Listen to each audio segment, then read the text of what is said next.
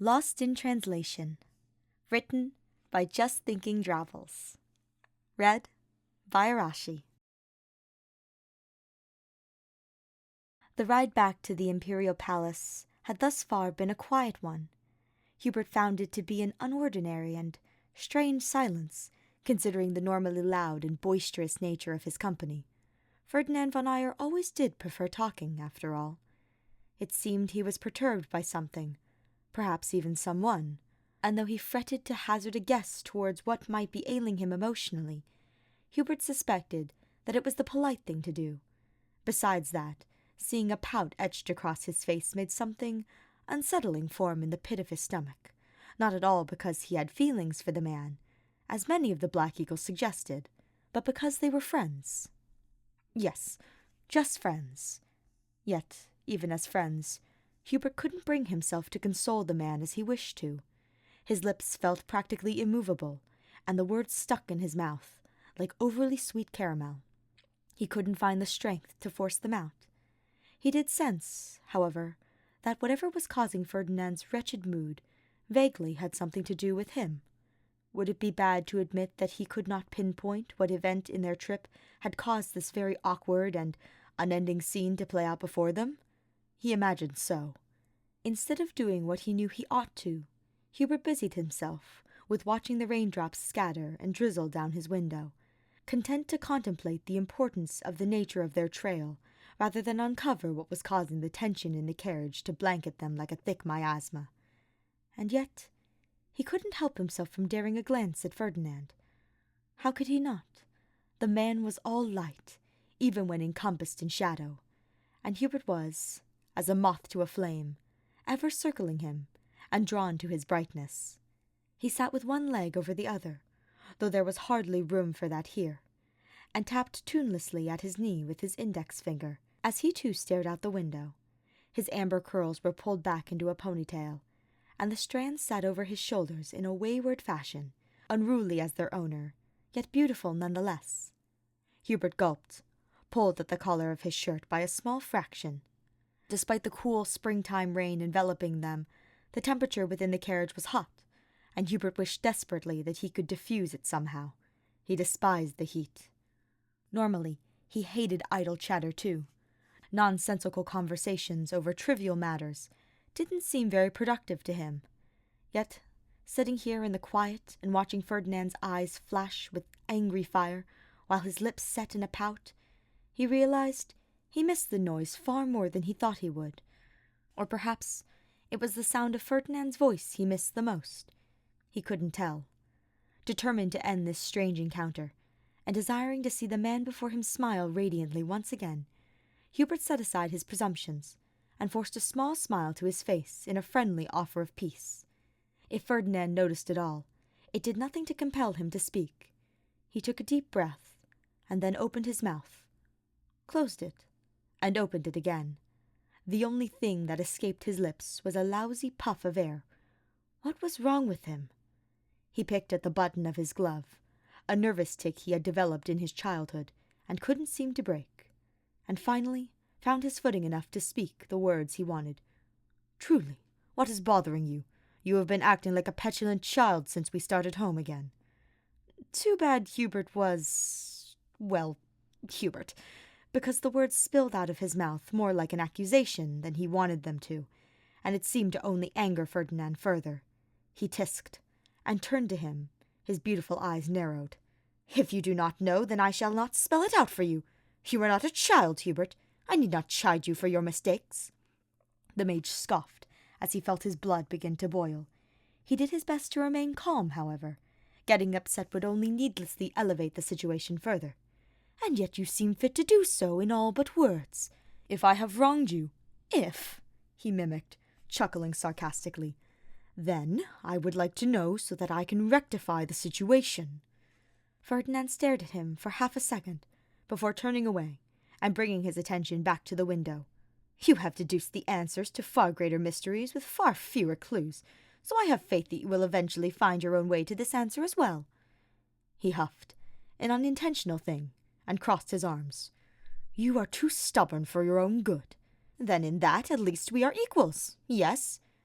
And what is that flippant remark supposed to mean?" A pause. A quick flutter of lashes that Hubert feared held back a few tears. And then, "Nothing. It means absolutely nothing." It meant everything, though. He had known Ferdinand long enough to know when something was bothering him, and when Ferdinand said less, he was always saying far more. It was written in the silence, and the way he stared longingly out the window, as if even glancing at Hubert was too painful. What had he done? And what could he do to fix it? Panic began to rise in his chest as he leaned further against the seat and tried to think of everything that had happened. They had been sent by Edelgard to the former Leicester territory, under the pretense of some political business, but there was an underlying mission to the trip that Ferdinand had not been privy to. Hubert had gone there to follow up on a lead about where some of the Agarthians were residing. Surely he was not upset over this, though. He shouldn't have even known about the undercover mission. And yet, there were moments when Hubert had snuck away to perform his own duties as spymaster, and left Ferdinand alone. Did he perhaps suspect something from these moments? Had he followed him and seen him attacking one of those wretched impostors, whom he had found lurking in the party? He dared to glance at Ferdinand, hoping vainly that in the few seconds he had become immersed in his own thoughts, the anger from his fair face would dissipate. It did not, however. He sighed, and ran his hand through his hair, clearing his throat to catch his companion's attention. Ferdinand looked at him from the corner of his eyes. "Are you perhaps upset that I left you at the party alone for a time?" Ferdinand huffed and shook his head. "No, I can mingle on my own, and we both know you've never been one for crowds." "Then I am at a loss. Please, Ferdinand, tell me what I have done. If it is in my power to do so, then I will make it up to you." For a moment, the redhead stared at him, unblinking, and then the tiniest hint of hurt crossed his face, so imperceptible that the untrained eye would never notice it. He clenched tightly to his pants, as if trying to release all his frustrations out, and then slowly released his grip. "You don't trust me." Hubert flinched, and his face scrunched at the accusation. Outside he could hear the rain tapping against the window, getting harder, and the wind from the rainstorm pushing their carriage the slightest bit. "Whatever gave you that impression? I had always suspected it, to a degree, but after this trip, well, I know it for a fact. You have been lying to me, Hubert. This was not just a trip for diplomacy. I dare say it was hardly one at all." Hubert's eyes softened, and he leaned forward to look deeper into Ferdinand's teary eyes. He reached his hand out, as if to grab his, but immediately retracted it. No one wanted to be comforted by the touch of a Vestra. His hands were made for killing, and nothing more. "Ferdinand, I do trust you, very much, and certainly more than I did in our youth. But as the Imperial Spy Master, I have to keep many of the things I do a secret. I can't tell you everything. Everything, no. But I wish you would tell me something. You say that you trust me, but you and Edelgard didn't even bother to tell me what this mission was truly about, or who we're even looking for. Sometimes it feels like you are keeping me on the outside." "Ferdinand," he replied almost breathlessly. Hubert's stomach churned at the fact that he had made him feel that way. He wanted to tell him so many things. Truly he did. But he felt it was much safer to keep the information of those who slither from him and the other Black Eagles. They had already fought one war. There was no need for them to fight two. I'm sorry. I never wanted to make you feel such a way. But believe me when I say I do trust you. Immensely so. I just wanted to keep you safe." He huffed. "How can you say you trust me if you don't even think I can protect myself? You are putting words in my mouth. Just because I want to protect you does not mean I think you are incapable of— Am I not adequate enough for you?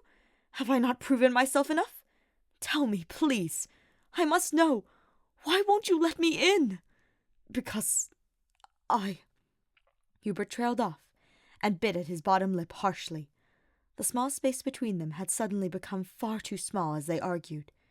There were tears trailing down Ferdinand's cheeks, and Hubert wished more than anything that he could wipe them away. But he would never bring himself to attempt such a thing, so he settled for simply fiddling with the button of his glove once again. Ferdinand, as ever, was patient and gentle, as he waited for him to respond, a fact the mage was very grateful for. The words were not his strong suit, and he was not very adept at explaining his emotions, especially those of the more vulnerable variety.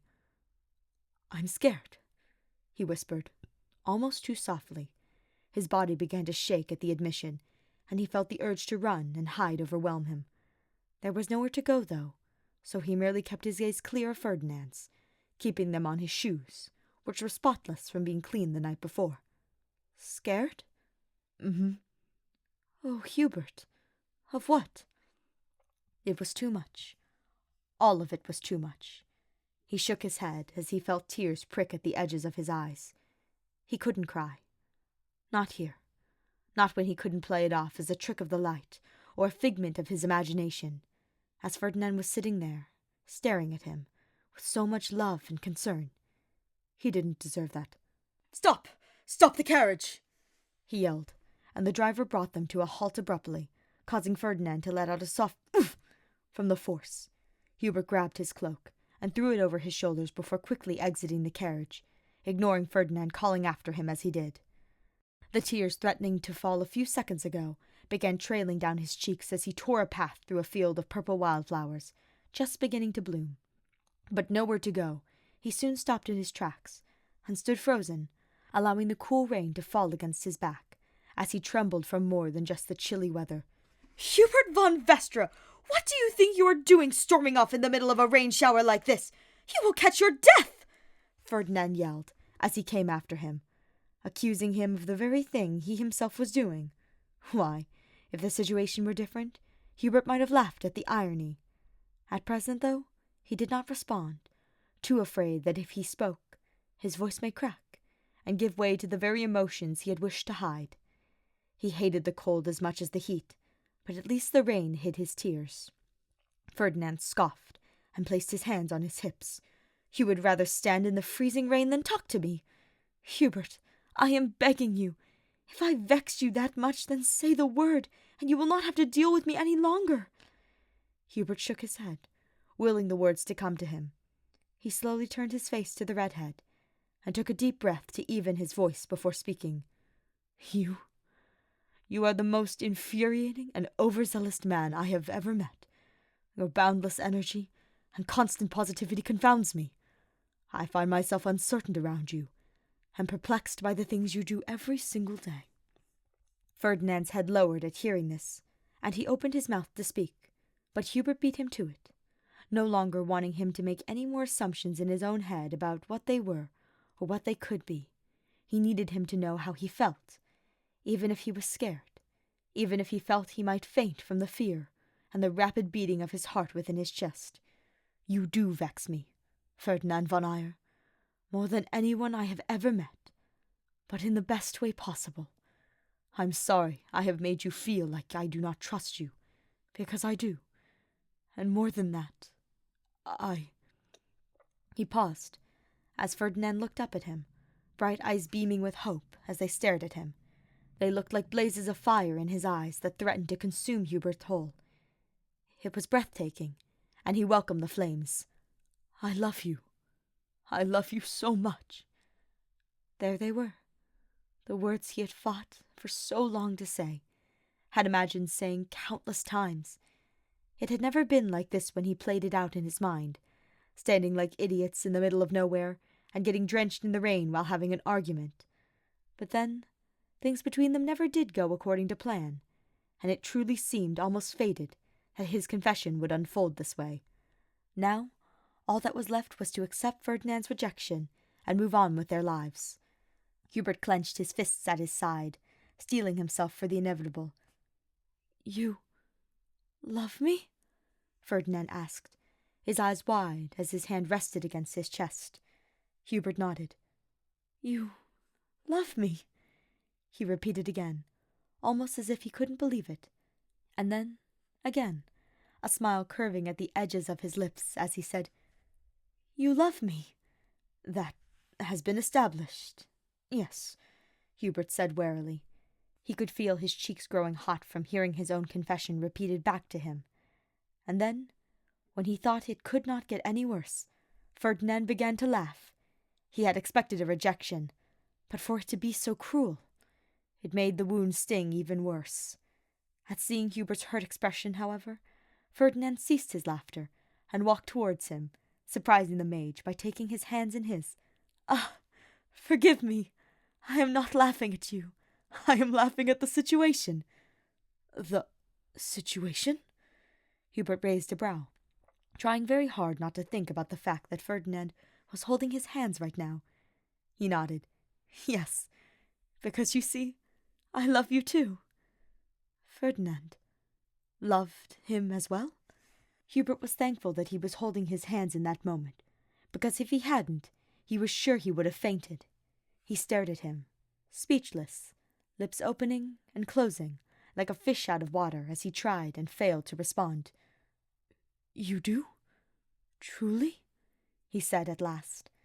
He felt Ferdinand take his hands from his, and for a brief second he feared that it was all a dream. But then he felt the warmth of his hands against his cold, pale cheeks, and he sputtered wordlessly at the comforting feeling. "Without a doubt. May I kiss you?" "Oh, yes," Hubert replied, the words leaving his mouth faster than he could register saying them. Today was indeed a day for firsts, and his first kiss seemed to be no exception. Ferdinand's lips were soft against his own, and every bit as lovely as he had imagined them to be. He wrapped his arms around him as he felt him pull him closer by the waist, and allowed Ferdinand to take the lead. It was perhaps an imperfect kiss in the eyes of others, and far too chaste than Hubert might have preferred, but it was lovely none the less, and he wouldn't change it for the world.